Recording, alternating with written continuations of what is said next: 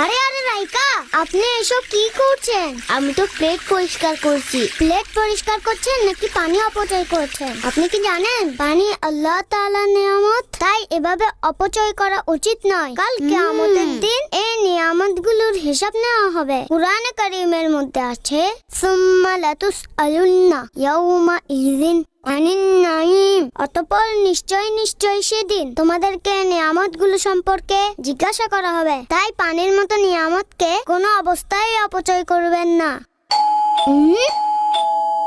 রাইকা, দেখুন তো বাইরে কে এসেছে। আরে আসছি ভাই, একটু ধৈর্য ধরুন। কে? আমি রামিন। আসসালামু আলাইকুম রাহমাতুল্লাহি ওয়া বারাকাতু। ওয়ালাইকুম আসসালাম রাহমাতুল্লাহি ওয়া বারাকাতু। আরে রামিন আপু, আপনি আসুন আসুন, ভিতরে আসুন। কেমন আছেন আপনি? আলহামদুলিল্লাহি রাব্বিল আলামিন আলা কুল্লি হাল। কানিস ফাতিমাকে দেখছি না যে? উনি কিচেনে, আমি ডেকে আনছি, আপনি বসুন। আপু, রামিন আপু এসেছেন।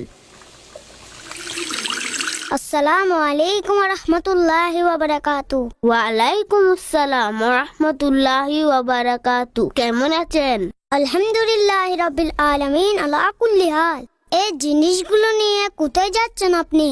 না না, কোথাও যাচ্ছি না। আসলে ব্যাপার হচ্ছে আমাদের ফ্রিজ নষ্ট হয়ে গেছে, আর এই জিনিসগুলো ফ্রিজ ছাড়া নষ্ট হয়ে যাবে। আমি এই জন্য এসেছি, কিছুদিনের জন্য এই জিনিসগুলো কি আপনাদের ফ্রিজে রাখা যাবে? কেন নয়, কিন্তু প্রথমে বাবা থেকে জিজ্ঞাসা করি।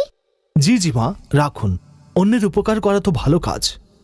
জি, ফ্রিজে জিনিসগুলো রাখতে পারবেন। আমি বাবা থেকে অনুমতি নিয়েছি। জাযাকিল্লাহু খায়রা।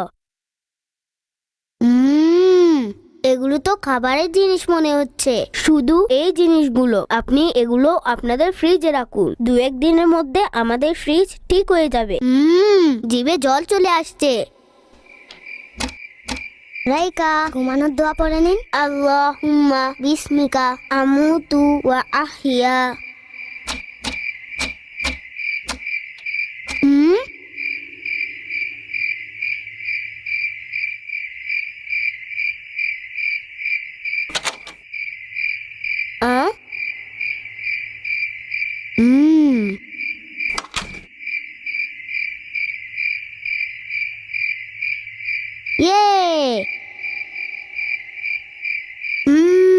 কি মজা।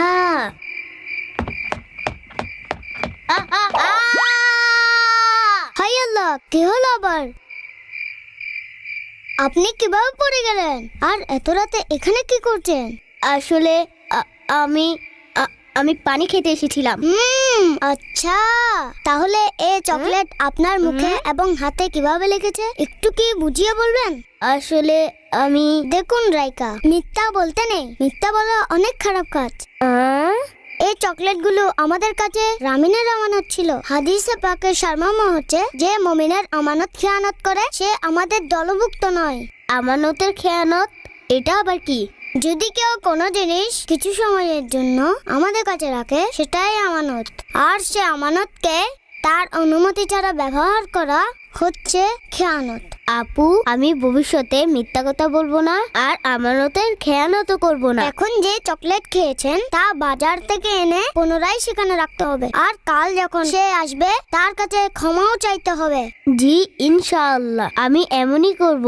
এখন ঘুমোতে চলুন। রামিন, আপনার কাছে ক্ষমা চেয়ে নিচ্ছি। ক্ষমা কিসের জন্য? আসলে কাল এখান থেকে কিছু চকলেট রাইকা খেয়ে ফেলেছে। আমি বাজার থেকে এনে এখানে রেখে দিয়েছি। রামিন আপু, আপনি আমাকে ক্ষমা করুন, এটা আমার ভুল হয়েছে। কোনো অসুবিধা নেই। আম্মু বলেছিল একটি চকলেট রাইকাকে দিয়ে দিও। জাযাকিল্লাহু খায়রা।